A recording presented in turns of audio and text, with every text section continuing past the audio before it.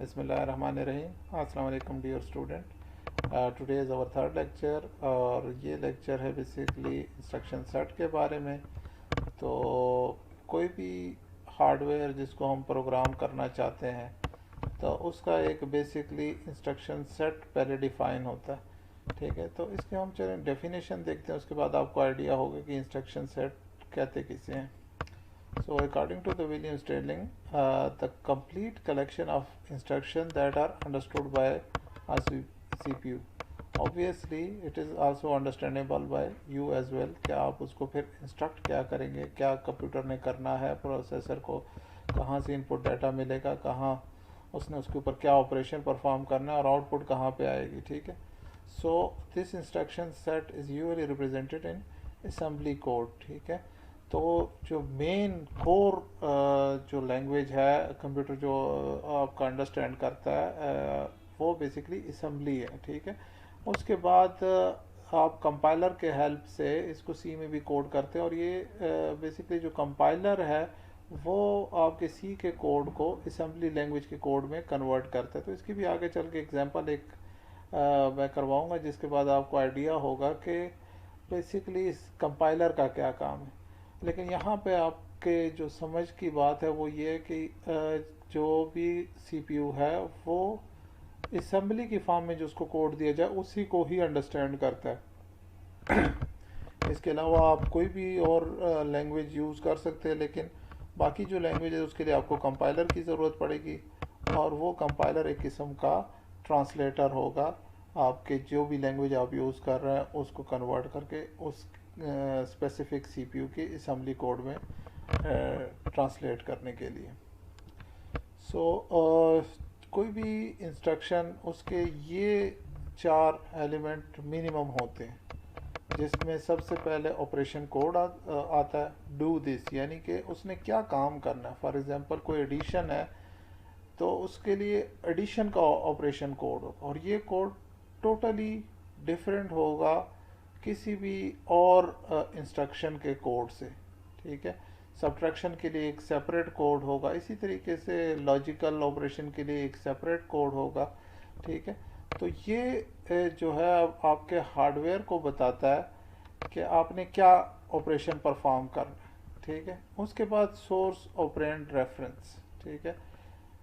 Source operand reference क्या है कि जो इनपुट डाटा है उसका एड्रेस, ठीक है। तो जो आपका इनपुट डाटा है वो कहाँ पे पड़ा हुआ है, तो बेसिकली उसकी लोकेशन देते तो उसके बाद ही सीपीयू उसके ऊपर ऑपरेशन परफॉर्म करता है।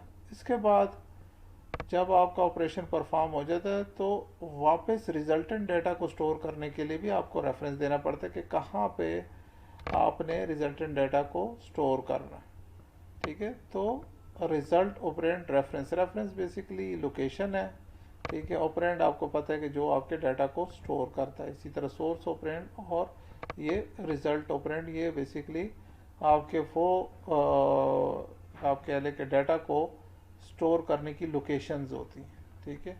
और रेफरेंस उस लोकेशन का एड्रेस होता है। और ऑब्वियसली जब हम असेंबली लैंग्वेज की बात करते हैं और एटमल AVR की असेंबली लैंग्वेज की बात करते हैं तो ये दोनों रजिस्टर मेमोरी में लाया करेंगे, ठीक है। फिर उसके बाद नेक्स्ट इंस्ट्रक्शन रेफरेंस, ऑब्वियसली जब आपका ये ऑपरेशन परफॉर्म हो जाएगा, जो भी आपने डाटा के ऊपर ऑपरेशन परफॉर्म करना था और जो भी आपका प्रोसेस डाटा है वो स्टोर हो गया, तो उसके बाद अब अगले इंस्ट्रक्शन का एड्रेस आपका सीपीयू को पता होना चाहिए, ठीक है। और ऑब्वियसली यहाँ पे प्रोग्राम काउंटर आता है। प्रोग्राम काउंटर में चूंकि नेक्स्ट इंस्ट्रक्शन का एड्रेस होता है, वो इंस्ट्रक्शन क्या है उस एड्रेस पे जाके ही सीपीयू को पता लगेगा। तो ये बेसिकली इंस्ट्रक्शन सेट था। अब इंस्ट्रक्शन सेट की बेस पे हम जो अपने सिस्टम को क्लासिफाई करते हैं वो 2 मेन सिस्टम है। इसमें एक रिस्क कहलाता है, दूसरा सिस्क कहलाता है। रिस्क जो है वो रिड्यूस इंस्ट्रक्शन सेट कंप्यूटर की एब्रीवेशन, ठीक है इसकी। और six complex instruction set computer की एब्रीवेशन। अब जैसा कि नाम से ही आपको थोड़ा सा एक आइडिया हो रहा होगा, ठीक है, कि रिस्क हैज़ लेस इंस्ट्रक्शंस, ठीक है। यानी इसके नंबर ऑफ इंस्ट्रक्शन जो टोटल इंस्ट्रक्शंस है वो काफ़ी लेस होती है as compared to the CISC. but apparently faster execution and less complex micro code. अब ये जो स्टेटमेंट है इसको अभी थोड़े से आगे जो एग्जांपल है उसके बाद आपको ये चीज़ क्लियर हो जाएगी।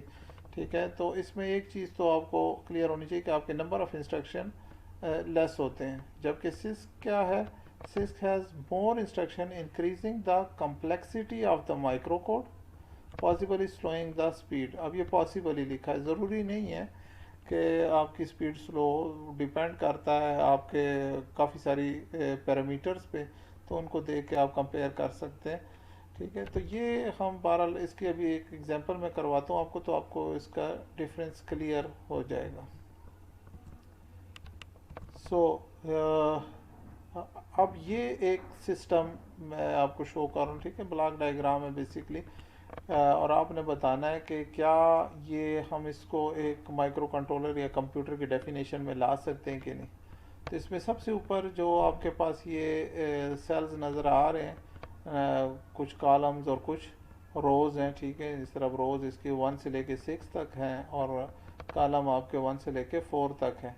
इसको हम मेन मेमोरी कह रहे हैं। ठीक है, और इसके बाद हमारे पास एक और मेमोरी है जिसको हम रजिस्टर कह रहे हैं, वो हमारे पास टोटल 6 हैं, ए से लेके एफ तक। और उसके बाद हमारे पास ये सर्कल के अंदर जो है ना एग्जीक्यूशन यूनिट है, जिसमें ये ऑपरेशन परफॉर्म कर सकता है। ये सिस्टम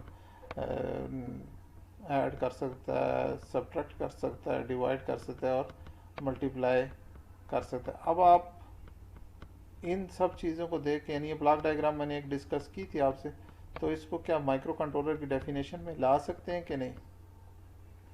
ऑब्वियसली ये माइक्रो कंट्रोलर की डेफिनेशन, क्योंकि इसके पास प्रोसेसिंग का सामान भी है। ठीक है, आपके पास ALU एक किस्म का ये लगा हुआ है। ठीक है, इसके बाद आपके पास रजिस्टर मेमोरी भी है और फिर आपके पास मेन मेमोरी भी अवेलेबल है। अब मेन मेमोरी में ये जो सेल्स हैं, ये इसके अगर हम एड्रेसिंग की बात करें तो लेट से ये जो सेल है इसका एड्रेस बनेगा 1 1।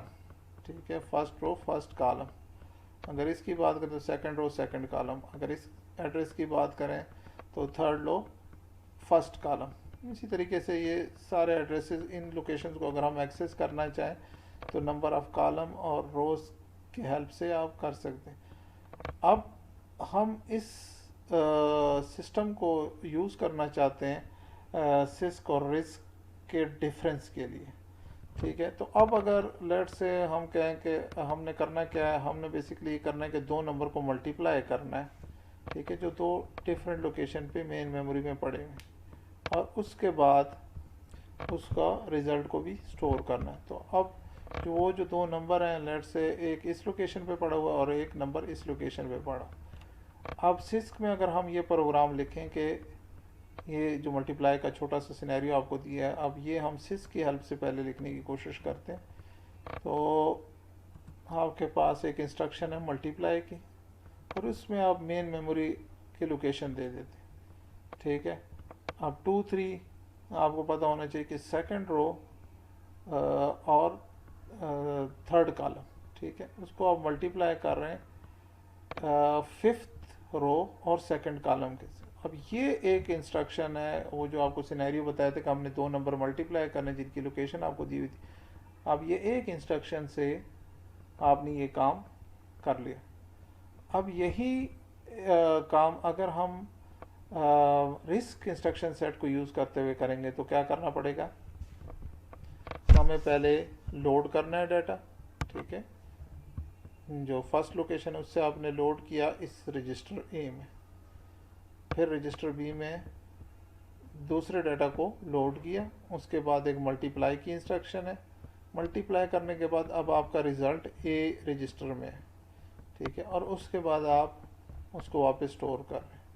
अब अगर देखें तो हार्डवेयर के पॉइंट ऑफ व्यू से तो हमारे पास सेम हार्डवेयर है, लेकिन चूंकि इंस्ट्रक्शन सेट चेंज है तो टोटली जो प्रोग्राम है आपका, जो सिस्क के लिए लिख रहे हैं वो टोटली डिफरेंट है और रिस्क के लिए टोटली डिफरेंट है। तो आप यहाँ पे मुझे अगर मैं आपसे एक क्वेश्चन पूछूं कि कौन सी अप्रोच बेहतर होगी, नंबर 1, चलें जो भी आपके जहन में आता है उसको लिख लीजिएगा कि कौन सी अप्रोच आपको बेहतर लगे। अब उससे ज़रा मुश्किल क्वेश्चन है कि किसकी परफॉर्मेंस बेहतर होगी, सिस्क बेस्ड सिस्टम की बेहतर होगी या रिस्क बेस्ड। ठीक है, इसको भी आप लिख लें। अच्छा, वैसे जब मैं क्लास में ये क्वेश्चन पूछता हूँ तो अमूमन स्टूडेंट का आंसर होता है सर सिस्क बेस्ड अप्रोच जो है ना ये बेहतर है। ठीक है, और परफॉर्मेंस या स्पीड भी इसकी बेहतर होगी, क्योंकि अपेरेंटली ऐसा ही लग रहा है हमारे पास कि इसमें जो एक इंस्ट्रक्शन हम यूज़ करें वो एक सिंगल इंस्ट्रक्शन है और एक इंस्ट्रक्शन को एग्जीक्यूट करना का टाइम कम होता है। ठीक है, अगरचे हमारे पास अब हार्डवेयर अगर आप देख लें तो हार्डवेयर हमारे पास सेम है, सिर्फ इंस्ट्रक्शन सेट हमने चेंज किए। ठीक है, तो अपरेंटली ऐसा लगता है क्योंकि नंबर ऑफ इंस्ट्रक्शन कम है, इसको प्रोग्राम करना आसान है और इसकी जो सारी कॉम्प्लेक्सिटी है वो बैक एंड पे हार्डवेयर के ऊपर चली जाती है। ठीक है, जबकि रिस्क के अंदर आपको एक एक चीज़ डिक्टेट करनी पड़ती है, थोड़ा लो लेवल पे जाके प्रोग्राम करना पड़ता है।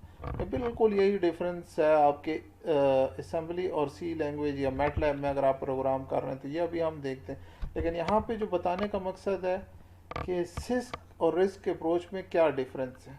ठीक है, तो अब हम आगे चल के देखते हैं कि क्या उसमें डिफरेंस है और क्या आप एग्री करते हैं कि नहीं। अब सिस्क बेस्ड अप्रोच में एम्फेसाइज ऑन हार्डवेयर। ठीक है, क्योंकि आपके पास सॉफ्टवेयर में तो जस्ट एक इंस्ट्रक्शन है वो लिख दिया आपने, अब बैक एंड पे इस इंस्ट्रक्शन ने क्या करना, ये जो सारे काम यहाँ पे हम कर रहे हैं वो सारे के सारे काम आपके ये भी करेगा। लेकिन ये अब हेडेक आपका नहीं है, प्रोग्रामर का हेडेक नहीं है, ये हेडेक है आपके सॉफ्टवेयर का और उसके बैक एंड के हार्डवेयर का। ठीक है, आपने जस्ट इंस्ट्रक्शन लिखी, बैक एंड पे हार्डवेयर ये सारे काम करेगा, ये सारे ऑपरेशन परफॉर्म करेगा। ठीक है, तो इसीलिए क्या है एम्फेसाइज होना हार्डवेयर से, और रिस्क में क्या एम्फेसाइज होना सॉफ्टवेयर, क्योंकि आप एक एक चीज़ उसको बता रहे हैं अपने सिस्टम को, क्या आपने क्या करना है, कहाँ से डाटा लोड करना है, मल्टीप्लाई करना है, फिर उसके बाद उसको कहाँ पे स्टोर करना है। तो इसका हार्डवेयर तो इंतहाई सिंपल होगा, लेकिन अगर आप सॉफ्टवेयर देखें तो इसके सॉफ्टवेयर की प्रोग्रामिंग थोड़ी कॉम्प्लेक्स हो जाएगी। ठीक है, उसके बाद it includes multi clock complex instruction. अब जैसे कि मैंने आपको कहा कि ये जो एक इंस्ट्रक्शन है इसके बैक एंड के ऊपर सिर्फ एक काम नहीं हो रहा होगा, इसके बैक एंड के ऊपर ये सारे काम हो रहे होंगे। ठीक है, तो अपरेंटली तो ये लग रहा है कि ये एक ही इंस्ट्रक्शन एग्जीक्यूट हो जाएगी तो रिजल्ट आ जाएगा, लेकिन ऐसा नहीं है। बैक एंड पे आपके पास इसके 3-4 इंस्ट्रक्शन एग्जीक्यूट होगी, ये सूडो इंस्ट्रक्शन कहलाती है। ठीक है, कि फ्रंट एंड पे जो दिखाया जा रहा है एक्चुअल में फिजिकल में ये चीज़ नहीं होती। फिजिकली जो है ना आपके पास मल्टीपल इंस्ट्रक्शन एग्जीक्यूट होती है। ठीक है, तो ये एक क्लॉक साइकिल में एग्जीक्यूट नहीं हो सकती। ठीक है, इसको मल्टीपल क्लॉक साइकिल चाहिए, इसीलिए इसको हम कह रहे हैं include multi clock complex instructions. ठीक है, जबकि रिस्क बेस्ड अप्रोच में क्या है आपके पास सिंगल क्लॉक साइकिल और रिड्यूस्ड इंस्ट्रक्शन ओनली। ठीक है, आपकी ज़्यादातर जो इंस्ट्रक्शन है वो सिंगल क्लॉक साइकिल, ऑब्वियसली उस इंस्ट्रक्शन ने वही काम करना है जो उसको डिक्टेट कीजिए। यहाँ पे जिस तरह देखें आपको लोड कर रहे हैं तो इसने सिर्फ यही काम करना है कि इस लोकेशन से डाटा को उठाना और ए में डाल देना, दूसरे में बी को लोड कर रहे हैं। ठीक है, फिर उसके बाद मल्टीप्लाई है तो वो रजिस्टर मेमोरी में ऑलरेडी हमारे पास डाटा पड़ा, इसने फैच करके नहीं लेके आना आपके मेन मेमोरी से डाटा, क्योंकि ऑलरेडी हम उसको लोड करा चुके हैं और उसने मल्टीप्लाई कर देना है। मल्टीप्लाई करने के बाद रिजल्ट जो है वो ए में आ जाएगा, यानी कि रजिस्टर मेमोरी में आ जाएगा, और फिर आप बता रहे हैं कि इसको वापस इस लोकेशन पे कर दो। ठीक है, तो ये इंस्ट्रक्शन भी सिंपल है और ये सिंगल क्लॉक साइकिल में एग्जीक्यूटेबल होती हैं अमूमन। ठीक है, और इसके बाद आपके पास मेमोरी मैप्ड इंस्ट्रक्शन होती हैं सिस्क के अंदर। अब आपके सामने है ये इंस्ट्रक्शन, ये मेमोरी मैप्ड कहलाती है। क्यों? क्योंकि ये मेमोरी से डाटा उठाती है। ठीक है, मेमोरी से हमारी मुराद ये मेन मेमोरी है। ठीक है, और रजिस्टर मेमोरी को हम स्पेसिफिकली रजिस्टर से ही डिनोट करेंगे। ठीक है, तो रजिस्टर मेमोरी से डाटा लेके उसको मल्टीप्लाई करना में टाइम काफ़ी कम लगता है, यानी इसका एक्सेस टाइम काफ़ी कम होता है। जबकि आपके अगर मेन मेमोरी से डाटा ला के उसको प्रोसेस करना है तो वो ज़्यादा टाइम लेगा। ठीक है, लेकिन ऐसी इंस्ट्रक्शन जो मेमोरी से डाटा लेके ख़ुद ही ऑटोमेटिकली उसके ऊपर ऑपरेशन परफॉर्म करते हैं उसे हम मेमोरी मैप्ड इंस्ट्रक्शन कहते हैं, और ये सिस्क में काफ़ी ज़्यादा होती है। जबकि रिस्क में लोड स्टोर आर्किटेक्चर होता है उसमें आप जिस तरह मैंने आपको शुरू में बताया था कि जब हम एटमल AVR सेलेक्ट कर रहे थे तो उसमें हमारे पास लोड स्टोर आर्किटेक्चर बेस्ड है। कोई भी अर्थमेटिक या लॉजिकल ऑपरेशन हमने परफॉर्म करना है तो हमें डाटा को पहले रजिस्टर मेमोरी में लेके आना है, ठीक है। तो अब इस पे जो अगली बात लिखी हुई है memory to memory mapped instruction है, ठीक है, यानी मेमोरी से आपने डाटा उठाया, उसको प्रोसेस किया, वापस मेमोरी में ले गया। और जो इसमें ऑब्वियसली बैक एंड के ऊपर तो लोड स्टोर इंस्ट्रक्शन यूज़ होगी, क्योंकि आपके रजिस्टर मेमोरी में जब तक डाटा नहीं आएगा उस वक्त तक आप प्रोसेस नहीं कर सकते, लेकिन ये बैक एंड पे आपका सिस्टम कर रहा है। तो इसलिए हम कहते हैं कि mostly load and store incorporated in instructions, ठीक है। जबकि जो हमारे पास लोड स्टोर आर्किटेक्चर है वो इंडिपेंडेंट इंस्ट्रक्शंस है, उसमें आप हम खुद से उसको डिक्टेट कर रहे हैं, और ज़्यादातर जो इंस्ट्रक्शन है वो register to register operation perform करती है। और उससे अगला पॉइंट तो ये तो सबको क्लियर होना चाहिए कि सिस के अंदर कोड का साइज़ कम होगा, ठीक है। वहाँ पे आपने देखा कि एक ही इंस्ट्रक्शन है सिस्क में और वो एग्जीक्यूट करके वो सारे ऑपरेशन परफॉर्म कर रहे हैं, जबकि रिस्क में आपका कोड का साइज़ बढ़ जाता है क्योंकि आपने एक एक चीज़ बतानी होती है सिस्टम। फिर हाई साइकिल्स पर सेकंड और लो साइकिल्स पर सेकंड, इसका क्या मतलब है? इसका मतलब ये है कि आपकी जो इंस्ट्रक्शन के क्लॉक साइकिल्स हैं वो ज़्यादा होंगे, यानी अब आपके पास एक इंस्ट्रक्शन है लेकिन एक इंस्ट्रक्शन ही सारे काम करने, तो इसके क्लॉक साइकिल्स ज़्यादा होंगे बनिस्बत है ये जो एक इंस्ट्रक्शन है इसको एग्जीक्यूट करने, क्योंकि ये सिंपल सा टास्क है और सिर्फ एक ही टास्क है। ये चूँकि मल्टीपल टास्क इसने परफॉर्म करने तो इसके क्लॉक साइकिल ज़्यादा होंगे। जो सिंपल इंस्ट्रक्शन होती है उसके clock cycles, number of clock cycle कम लगते हैं, ठीक है। इसके बाद यहाँ पे चूँकि इंस्ट्रक्शन सेट का साइज़ बड़ा होता है तो जो मेमोरी है वो ज़्यादातर कम्प्लेक्स इंस्ट्रक्शन को स्टोर करने के काम आती है, यानी इंस्ट्रक्शन सेट जो आप डिफ़ाइन करते हैं ज़्यादा स्पेस जो मेमोरी की थी वो इन इंस्ट्रक्शन सेट ने ली होती, जबकि आपके पास रिस्क के अंदर प्रोग्राम मेमोरी ज़्यादा होती है। ऑब्वियसली आपका जो प्रोग्राम का साइज़ है वो बड़ा होता है, आपके नंबर ऑफ़ इंस्ट्रक्शंस कम होती है, तो आपके जो ज़्यादातर मेमोरी है वो प्रोग्राम को स्टोर करने के लिए यूज़ होती है। क्योंकि यहाँ पे भी आपको क्लियर होगा, लेट से मैं कहता हूँ कि ये एक इंस्ट्रक्शन जो है ये 1 बाइट लेती है, ठीक है।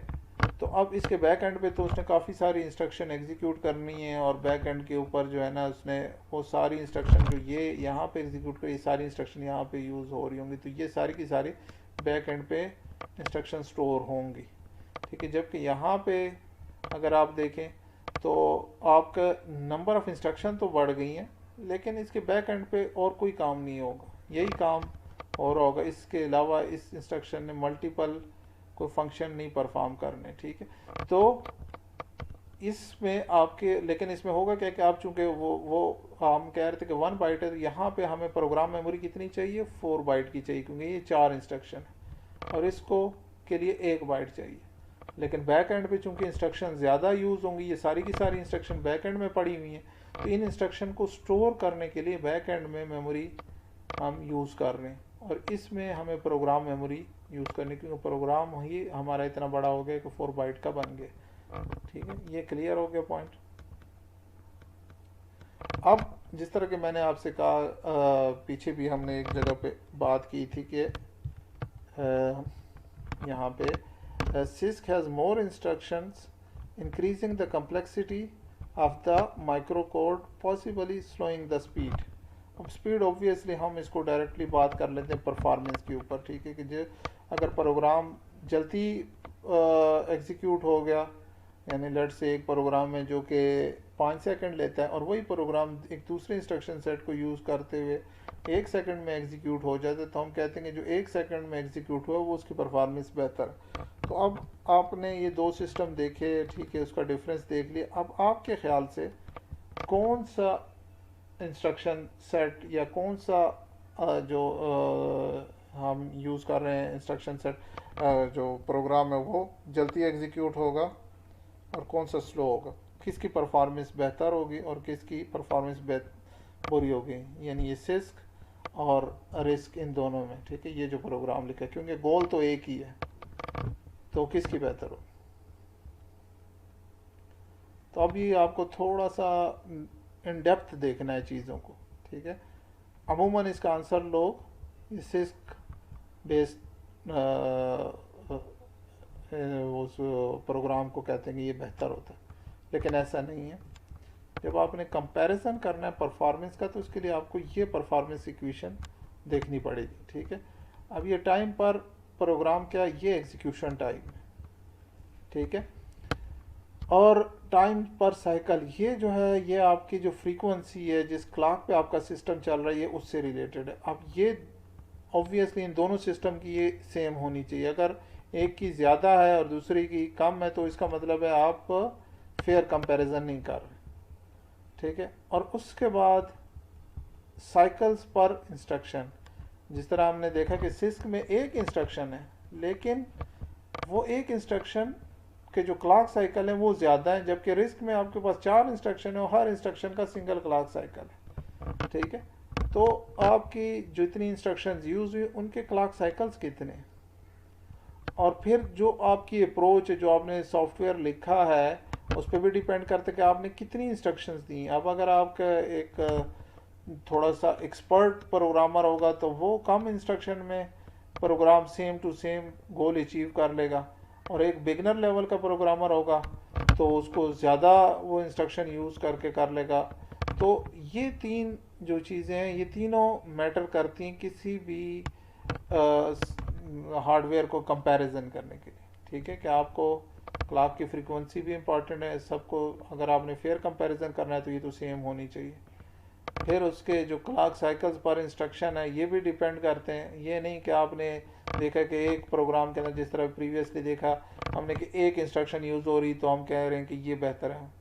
अब वो एक इंस्ट्रक्शन तो है, लेकिन उसके नंबर ऑफ क्लॉक साइकिल बढ़ गए। जब नंबर ऑफ क्लॉक साइकिल बढ़ गए तो इसका मतलब एग्जीक्यूशन टाइम बढ़ गए, ठीक है। दूसरा जो प्रोग्राम था या दूसरी जो अप्रोच है, उसमें 4 इंस्ट्रक्शन है, लेकिन हर इंस्ट्रक्शन एक सिंगल क्लॉक साइकिल है। तो हो सकता है ये जो आपका टाइम है ये 5 क्लॉक साइकिल ले, ठीक है, और जो यानी एक ही इंस्ट्रक्शन, और दूसरी जो प्रोग्राम हमने लिखा उसमें चूंकि हम कह रहे हैं कि सिंगल क्लॉक ले, तो 4 क्लॉक साइकिल लें तो वो बेहतर हो जाएगा, ठीक है। और इसी तरीके से लेवल ऑफ प्रोग्रामर भी इम्पॉर्टेंट है कि वो जो सेम गोल है वो कितनी इंस्ट्रक्शन के अंदर परफॉर्म करता है, ठीक है। तो अगर हम समराइज करें तो risk system shorten execution time by reducing the clock cycles पर इंस्ट्रक्शन, ठीक है। यानी कि आपके जो क्लॉक साइकिल एक इंस्ट्रक्शन ने लेने वो कम होते हैं, ठीक है। Simple instruction take less time to interpret. CISC system shorten the execution time by reducing the number of instruction per program. Obviously आपके एक सिंगल इंस्ट्रक्शन में वो सारा काम हो गया जो उसने 4 इंस्ट्रक्शन लिए, तो आपके नंबर ऑफ इंस्ट्रक्शन को उसने रिड्यूस कर लिया, ठीक है। तो हम अभी इसको कंपेयर नहीं कर सकते। ये सारी इंफॉर्मेशन हमारे पास अवेलेबल हो तो फिर उसके बाद ही हम रिजल्ट पे पहुंच सकते हैं कौन सा सिस्टम बेहतर और कौन सा सिस्टम बुरा है।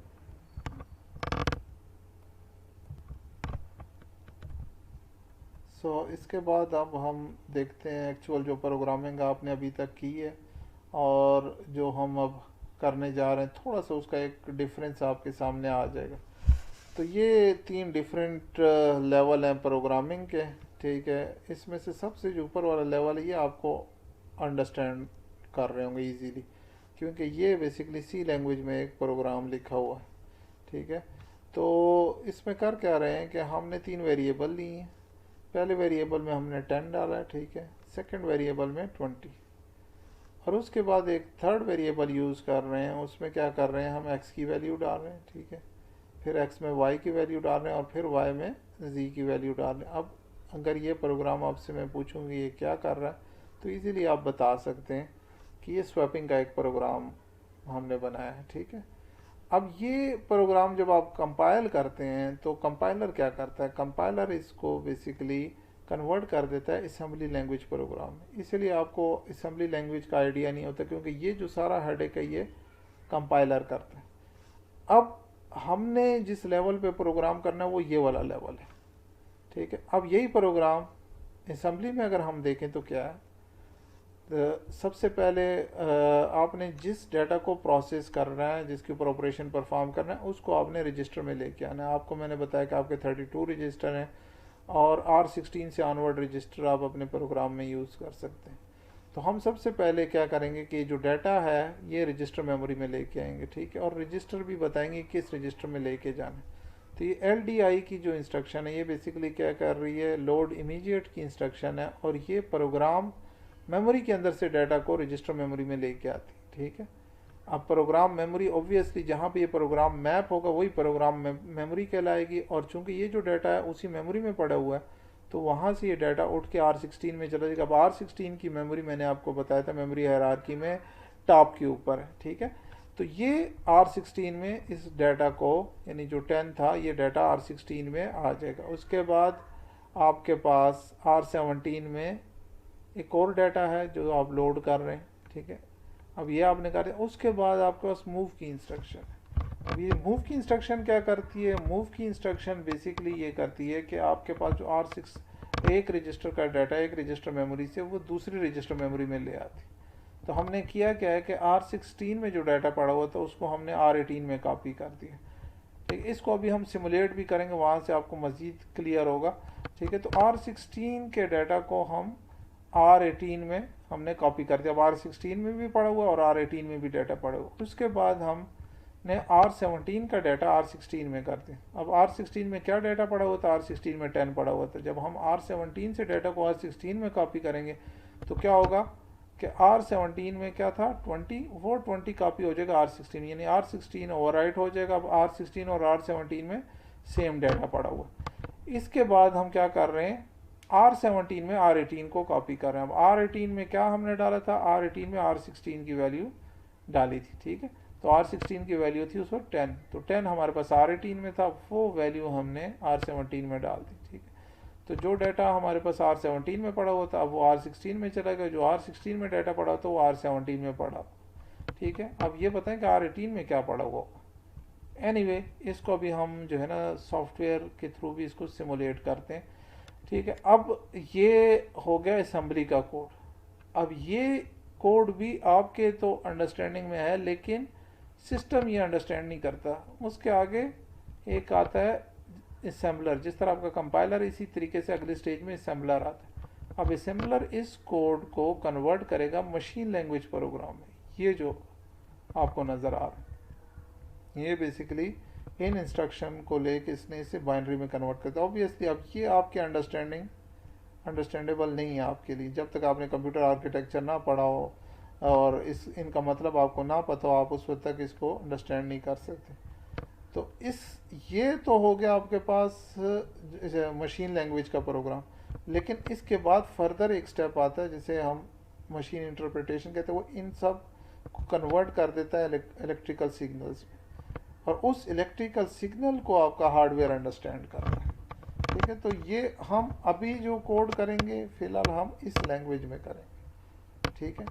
और उसके बाद नीचे वाला लेवल इसको हमें समझने की अभी फिलहाल ज़रूरत नहीं है। और ये जो ऊपर वाला ये आपके ऑलरेडी अंडरस्टैंडेबल है। तो फर्स्ट हम असेंबली से स्टार्ट करेंगे, और ये जो असेंबली लैंग्वेज होती है बेसिकली इंस्ट्रक्शन सेट कहलाते हैं, ठीक है। और ये हर प्रोसेसर की डिफरेंट होती है।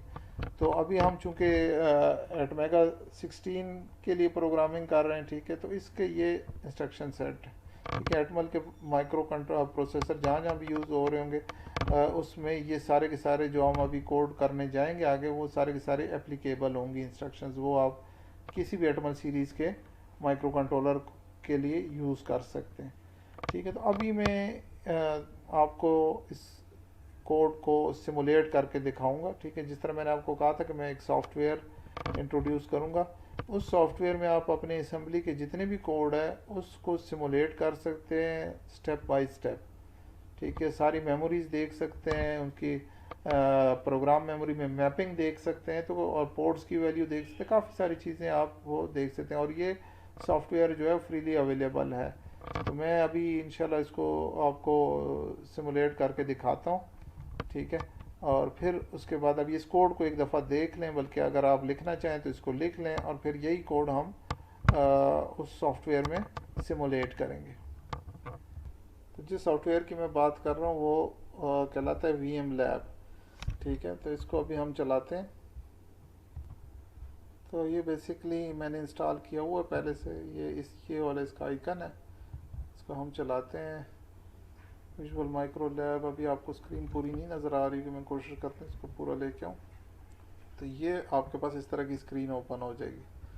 अब आप क्या करते हैं, इसमें आप प्रोजेक्ट में जाके एक न्यू प्रोजेक्ट बनाएंगे। ठीक है, ये स्टेप्स आपने नोट करने हैं। ठीक है, न्यू प्रोजेक्ट में जाके अब आप उसके लिए एक न्यू फाइल या फोल्डर आप बनाएंगे। ठीक है, लेट्स से इसको मैं कह देता हूँ स्वैपिंग के नाम से इसको मैं सेव करता हूँ। ठीक है, तो ये एक .asm की फ़ाइल बना देता है। अब हम इसमें से माइक्रो कंट्रोलर सेलेक्ट करते हैं। हमने एटमेगा 16 पे प्रोग्राम करना है, तो इसमें काफ़ी सारे कंट्रोलर हैं। आप इसमें एटमेगा 16 को सेलेक्ट करेंगे। यहाँ पे आपने एटमेगा 16 को सिलेक्ट कर लिया। अब आपके पास ये जो स्वैपिंग .asm है, इसको ऐड दिस करके आपने ओके कर देना है। ठीक है, ये आपके पास ओके हो गया। अब आपने क्या करना है, व्यू में जाके कोड नोटबुक के ऊपर चले जाना है। ठीक है, तो ये आपके पास बेसिकली इंटरफेस आ जाता है जो आपने प्रोग्राम करना था कोड को। ठीक है, इसको मैं ज़रा श्रिंक करता हूँ ताकि पूरा क्लियर आपके सामने आए। ठीक है, अब यहाँ पे अगर आप देखें तो ये एक हेडर फाइल इसने इंक्लूड की है। ठीक है, जो कि ऑलरेडी बनी हुई है और इसमें ये सारे की सारे इंस्ट्रक्शन सेट की डेफिनेशंस पड़ी हुई। ठीक है, फिर एक टेम्प एक वेरिएबल इसने डिफ़ाइन किया हुआ R16 को एक टेम्प, और उसके बाद आपके पास ये रीसेट का फंक्शन है, इसको बेशक आप रिमूव कर दें। ठीक है, और इसके बाद आपका अपना प्रोग्राम स्टार्ट हो जाएगा यहाँ से। तो इसमें को मैं लेट से इसको भी रिमूव कर देता हूँ। ठीक है, ताकि थोड़ा सा और इजी रखो। ये फॉरएवर इसको भी आप सबको समझने की ज़रूरत नहीं है, ये बाद में मैं आपको समझा दूँगा। तो ये एक लेट से प्रोग्राम को एग्ज़िट होने से बचाने के लिए एक रूटीन लिखी हुई। ठीक है, अब इससे ऊपर हमने बेसिकली क्या करना है, वो जो प्रोग्राम हमने बनाया था वो इधर कॉपी करता हूँ मैं। तो वो प्रोग्राम बेसिकली ये था आपका, इसको मैं कॉपी करके इधर लेके आता हूँ।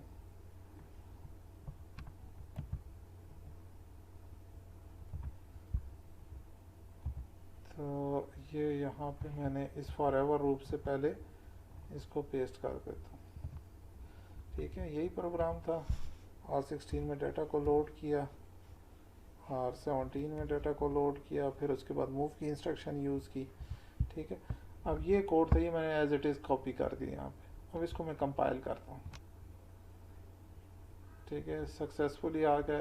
अब हमने इसको एग्जीक्यूट करना है, लेकिन एग्जीक्यूट करने से पहले हम इसमें मेमोरीज़ को देखेंगे कि कहाँ कहाँ पे रजिस्टर मेमोरी में किस तरह चेंज आ रहा है। तो ये व्यू में जाके आपके पास ये रजिस्टर मेमोरी आ जाएगी। ठीक है, तो इसको आप ओपन करेंगे तो ये आपके पास अगर आप देखें तो आपके पास रजिस्टर 0 से लेके 31 तक ये जनरल पर्पज़ रजिस्टर है, R0 से लेकर R31 तक, जिसका जिक्र हम कर रहे थे। इसके बाद X, Y और Z रजिस्टर ये भी पड़े, और इसके साथ साथ उसका नाम लिखा हुआ है कि ये जो रजिस्टर है Z ये 31 और 30 से मिलके बना है। इसी तरीके से Y जो रजिस्टर है 29 और 28 से मिलके बना है, और X जो रजिस्टर है वो 27 और 26 से मिलके बना है। उसके बाद SPH, SPL ये हमने अभी नहीं पढ़े, लेकिन ये बाद में हमें ज़रूरत पड़ेगा। ये चीज़ें ये सारे स्पेशल पर्पज़ आए हुए मेमोरीज हैं।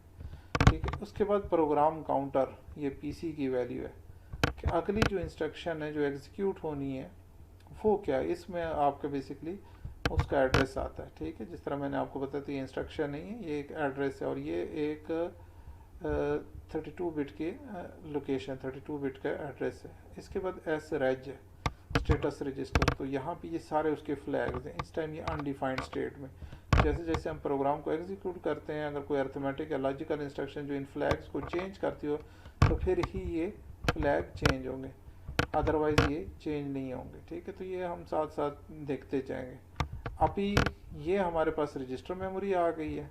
ठीक है, अब हम इसकी प्रोग्राम मेमोरी भी देखना चाहेंगे कि जो हमने कोड कंपाइल किया वो कहाँ पे पड़ा हुआ है। तो फिर अगेन व्यू में जाएं, यहाँ पे डाटा मेमोरी है और ये प्रोग्राम मेमोरी, ये हमारा कोड पड़ा हुआ है।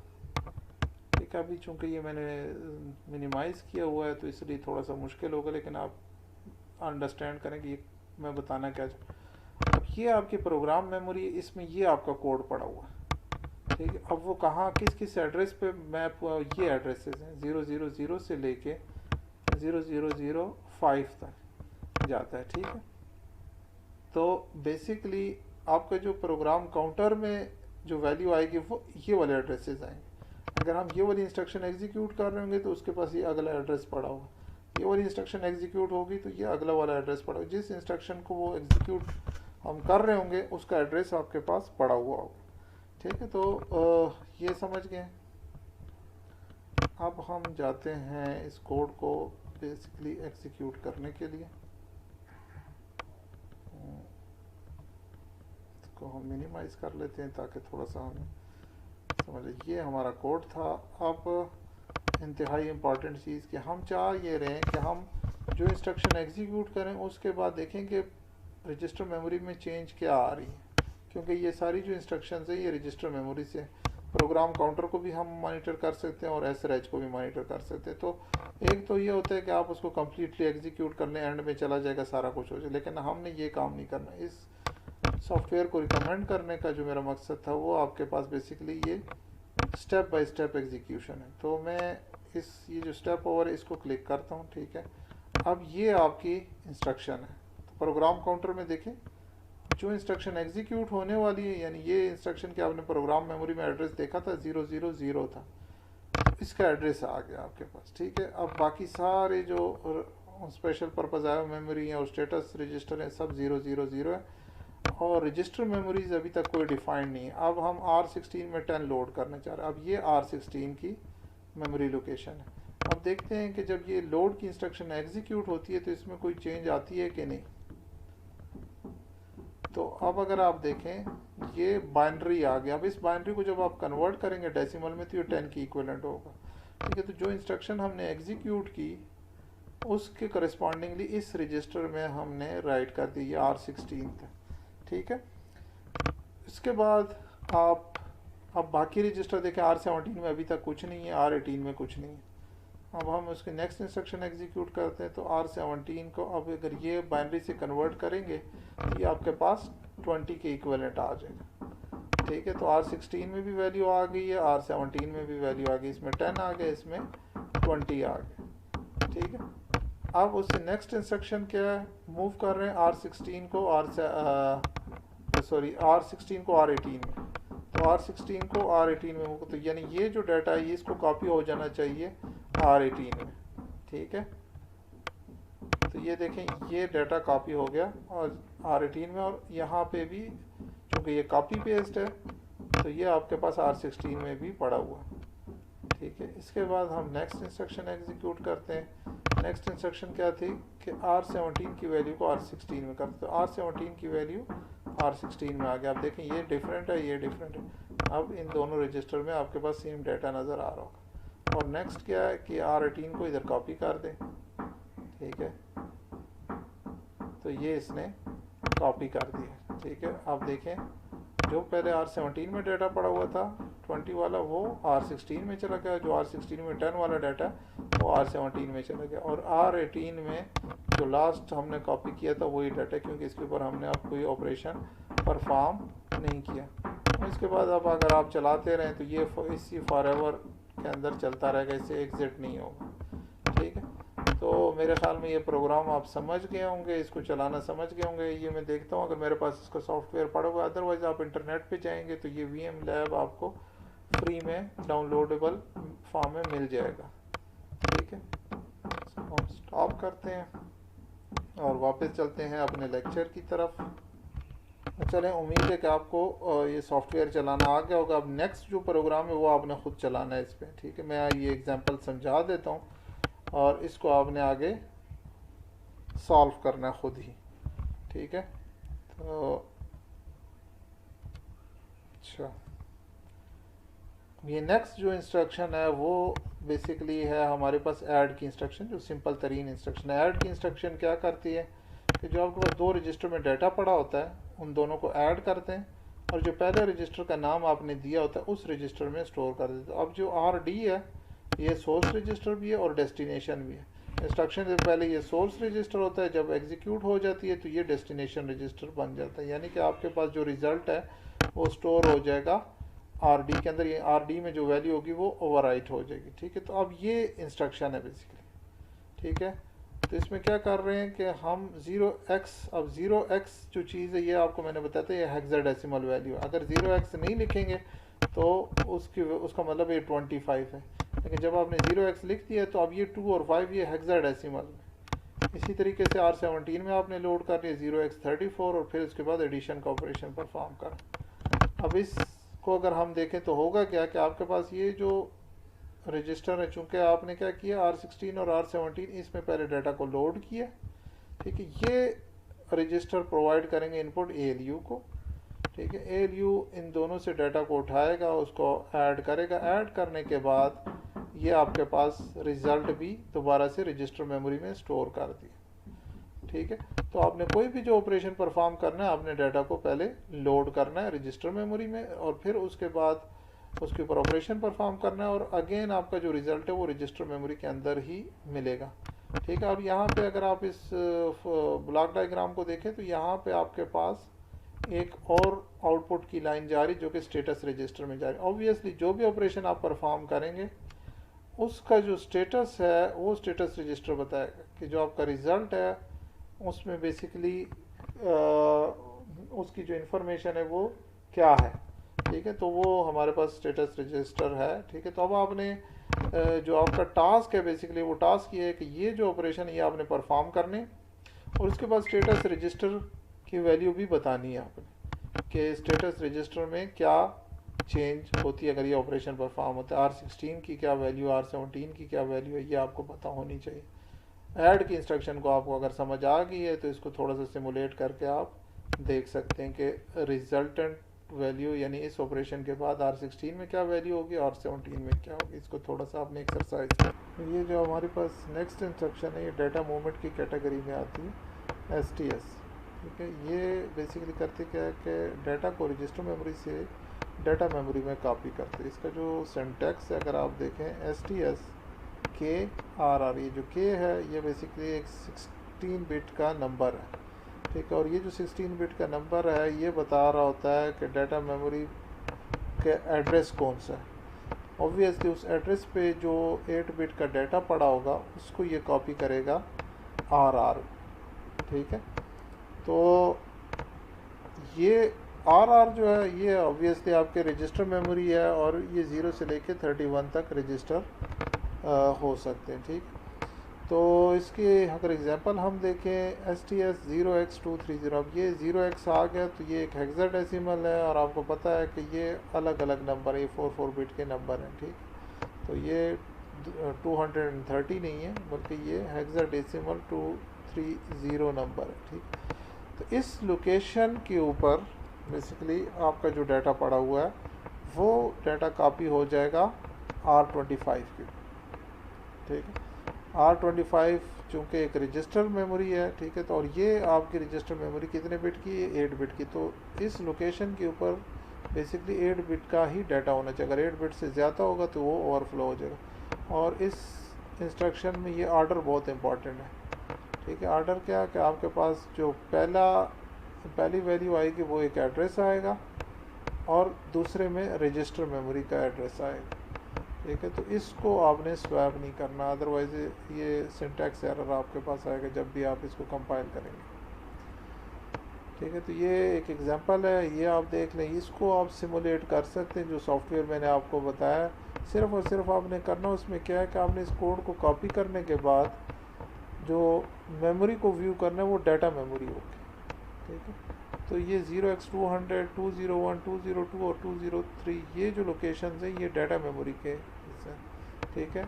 और उससे पहले जो आप ये इंस्ट्रक्शन है LDI R20 0x9 है, इस इंस्ट्रक्शन को तो आपको इजीली समझ आना चाहिए कि एक हेक्साडेसिमल वैल्यू एक रजिस्टर मेमोरी में R20 में इसको हम स्टोर करें और फिर क्या कर रहे हैं STS की इंस्ट्रक्शन को यूज़ करते हुए जो रजिस्टर मेमोरी में डाटा पड़ा हुआ है वो 1 बाय 1 डिफरेंट लोकेशन पे स्टोर करते जा रहे हैं। तो ये टेबल आपने फिल करना है, ठीक है। आपने इसको सिमुलेट करने के बाद इस टेबल को आपने फिल करके देखना है कि आया जो हमने अभी बात की वो ठीक है कि नहीं। ठीक है, इन लोकेशंस को सबको व्यू करना और इसके ऊपर आपने देखने के कौन से डाटा स्टोर हुआ। और इसके साथ थोड़ा सा आप कह लें कि थोड़ा इस एग्जांपल को मॉडिफाई करके डिफरेंट वैल्यूज़ भी इसमें आप स्टोर कर सकते, डिफरेंट रजिस्टर्स की वैल्यू R20 के बजाय R21, R22, R23 को यूज़ करने, ताकि थोड़ी सी आपकी प्रैक्टिस हो जाए। इसके बाद जो नेक्स्ट इंस्ट्रक्शन है ये आपकी है LDS की इंस्ट्रक्शन। LDS की इंस्ट्रक्शन जो हमने STS की इंस्ट्रक्शन पढ़ी है इसके उलट है। ठीक है, और इसमें अगर इसका सिंटैक्स देखें तो इसमें पहले रजिस्टर मेमोरी की लोकेशन आती है, फिर कांस्टेंट आता है। ठीक है, अगेन यहाँ पे ये जो K है ये 16 बिट की एक वैल्यू होगी, एक एड्रेस होगा। इस एड्रेस पे जो डाटा इस एड्रेस पे ये जो इसका जो डाटा पड़ा हुआ होगा वो रजिस्टर मेमोरी में आ जाएगा। ठीक है, तो ये एक एग्जांपल है इसकी LDS R50X200। अब 0x200 पे जो डाटा पड़ा होगा वो R5 में कॉपी हो जाएगा। ठीक है, तो इसको फर्दर हम देख लेते हैं, ये एग्जांपल देख लेते हैं। तो ये जो इंस्ट्रक्शन थी हमारे पास LDS R00X300। अब ये जो टेबल है ये शो कर रहा है मेमोरीज़ को। अब 0x300 या $300 इसका एक ही मतलब है, इस लोकेशन पे 12 पड़ा हुआ है और $302 के ऊपर 13 पड़ा हुआ। अगर हम इसके पिक्टोरियल रिप्रेजेंटेशन देखें तो ये आपके पास 300 और ये 302, तो एक लोकेशन पे 12 पड़ा हुआ है और दूसरी लोकेशन पे आपके पास 13 पड़ा हुआ है। ठीक, तो जब हम LDS की इंस्ट्रक्शन एग्जीक्यूट करेंगे उससे पहले R0 और R1 में कुछ भी नहीं पड़ा हुआ, या कोई भी डाटा पड़ा हुआ है तो वो एज इट इज़ वही रहेगा। ठीक है, अब हम कहते हैं कि इसमें कोई भी डाटा नहीं पड़ा हुआ। जब एग्जीक्यूट हो जाएगी ये इंस्ट्रक्शन तो ये जो 300 लोकेशन पे डाटा पड़ा होगा वो कॉपी हो जाएगा यहाँ पे। अब अगेन यहाँ पे इंपॉर्टेंट चीज़ है कि ये कॉपी पेस्ट हो रहा है, कट पेस्ट नहीं हो रहा। एक कॉपी आपके पास इस एड्रेस पे रह जाएगी और दूसरी कॉपी आपकी यहाँ पे बन जाएगी। ठीक है,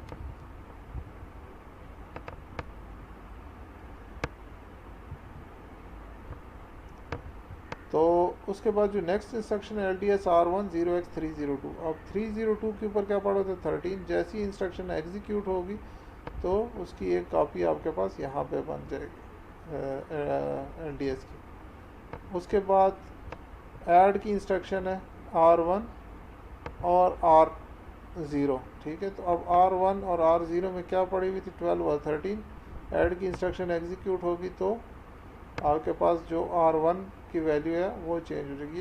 ये इसमें थोड़ी सी गलती की हुई है, ये होना R0 और R1 चाहिए था, ये जो है ना R0 और R1 होना चाहिए था। ठीक है, तो R0 के ऊपर जो है आपके पास जो इसका सम है वो आएगा। अब इस ऑर्डर में अगर करेंगे तो आपका ये जो 13 है ये मॉडिफाई हो जाएगा। इसको आप टेस्ट कर सकते हैं EVM लैब के ऊपर। ठीक है, इसके बाद ये डाटा शीट है। बेसिकली डाटा शीट से एक प्रिंट मैंने कॉपी किया ताकि अगर आपको डाटा शीट पढ़ना पड़ जाए तो आपको आनी चाहिए।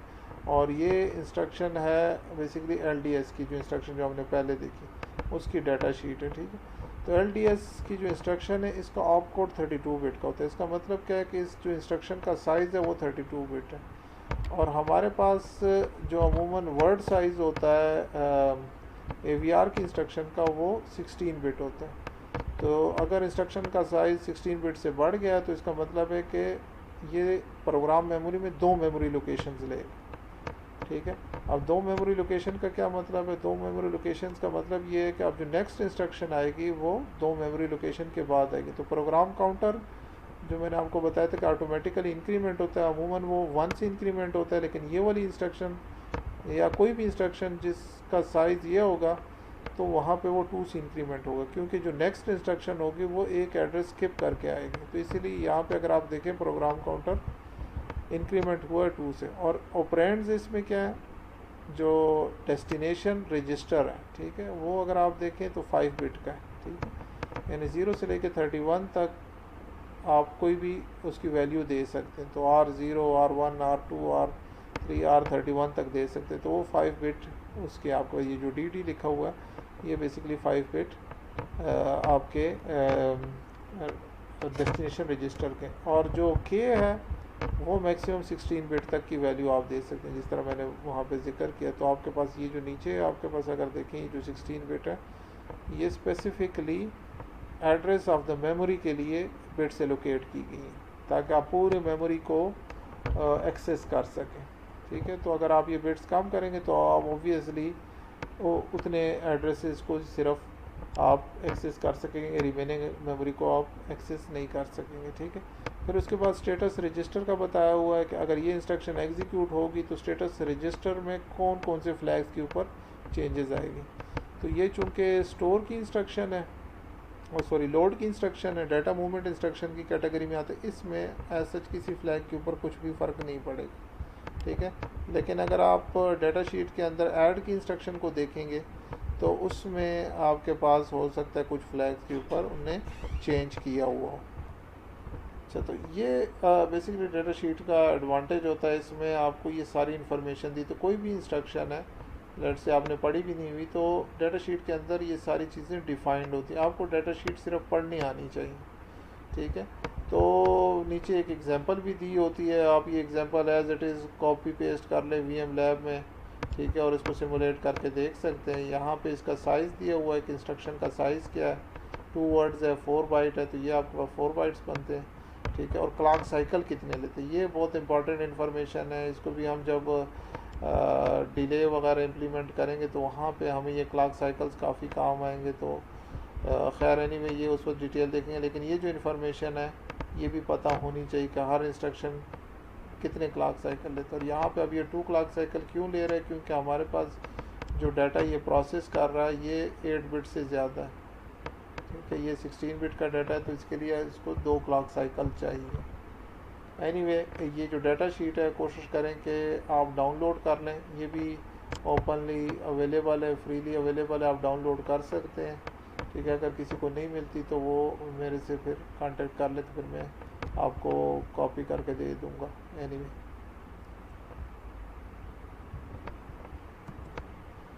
इसके बाद आपकी आ जाती है डाटा मूवमेंट इंस्ट्रक्शन इन की। ठीक है, ये भी बेसिकली STS और LDS की तरह एक इंस्ट्रक्शन है, लेकिन इसमें फ़र्क क्या है कि इनकी जो इंस्ट्रक्शन है ये basically special purpose IO memory से डाटा को कॉपी करती है। ठीक है, इसको आप जनरली यूज़ नहीं कर सकते। जिस तरह हमने LDS की इंस्ट्रक्शन यूज़ की तो LDS हम 16 बिट के एड्रेस को कहीं से भी यानी कि कहीं से भी डाटा को कॉपी कर सकते थे, लेकिन जो इनकी इंस्ट्रक्शन है ये just special purpose IO memory की लोकेशन को एक्सेस करता है। अभी जो पिन डी और पिन बी है ये पोर्ट के रजिस्टर्स हैं। ठीक है, इसको हम जब पोर्ट्स को एक्सेस करने के थोड़ी डिटेल पढ़ेंगे तो वहाँ पे आपको आइडिया हो जाएगा, लेकिन इस पर अभी फ़िलहाल आप इसको ये समझे कि ये मेमोरी लोकेशन जो स्पेशल पर्पस IO मेमोरी के अंदर लाया करते हैं, तो यहाँ से आप डाटा रजिस्टर मेमोरी में लेके जाते हैं। ठीक है, तो स्पेशल पर्पस IO मेमोरी से जब भी आपने डाटा कॉपी करना हो आप इनकी इंस्ट्रक्शन यूज़ करें। अब ये आपका होमवर्क है कि आपने बताना है कि हम LDS की इंस्ट्रक्शन क्यों नहीं यूज़ करते, इसकी क्या मेन रीज़न है। और ये बोनस मार्क्स भी मैं इस पे दूंगा कल, और जो मतलब नेक्स्ट जो दूसरे सेक्शन का मेरा थर्सडे को लेक्चर होगा उसमें जो इसका आंसर करेगा उसको बोनस मार्क्स में दूंगा। तो ये आप लोगों का होम टास्क है कि आप इनकी इंस्ट्रक्शन क्यों प्रेफर करते हैं स्पेशल पर्पस IO मेमोरी के, जबकि हमारे पास LDS की इंस्ट्रक्शन भी मौजूद है। ठीक है, तो ये अलग से इंस्ट्रक्शन क्यों इसके लिए हमने डिज़ाइन की है। ठीक है, इसके बाद हमारे पास इस एग्जांपल के अंदर भी 1-2 इंस्ट्रक्शंस हैं जो थोड़े से मैं बता देता हूँ। वैसे तो मेन इंस्ट्रक्शन आउट की इंस्ट्रक्शन है, आउट की इंस्ट्रक्शन STS की जगह पे यूज़ होती है। और ऑब्वियसली यहाँ पे क्या है कि आपके पास जो स्पेशल पर्पस IO मेमोरी की लोकेशन है उसके ऊपर जब हमने डाटा को कॉपी करना होगा तो हम आउट की इंस्ट्रक्शन यूज़ करेंगे। ठीक है, तो यहाँ पे एक इंस्ट्रक्शन क्लियर की यूज़ हुई, क्लियर रजिस्टर। ठीक है, तो ये क्या करेगा, R16 में कोई भी डाटा पड़ा होगा तो उसको क्लियर कर देगा, उसको 0 से रिप्लेस कर देगा। इसी तरह सेट रजिस्टर जो है R17 में कोई भी वैल्यू होगी उसको 1 से रिप्लेस कर, सारी की सारी बिट्स को 1 से रिप्लेस कर देगा। ठीक है, और उसके बाद आउट R16 $18। तो R16 क्या है, रजिस्टर मेमोरी है, इसमें क्या डाटा पड़ा हुआ है, R16 को हमने क्लियर किया था तो 0 डाटा पड़ा हुआ है। और $18 स्पेशल पर्पस IO मेमोरी की लोकेशन, तो ये 000 कॉपी हो जाएगा $18 की लोकेशन। अब $18 बेसिकली पोर्ट B का रजिस्टर है। ठीक है, तो उसके ऊपर ये कॉपी हो जाएगा। ठीक है, तो ये अभी फ़िलहाल आप ये पोर्ट्स को छोड़ दें। आप का मेन जो जो टास्क आपको मैंने दिया वो ये कि इन और आउट की इंस्ट्रक्शन हम LDS और STS की जगह पे क्यों यूज़ करते हैं जब हमने स्पेशल पर्पस आया मेमोरी लोकेशन को एक्सेस करना।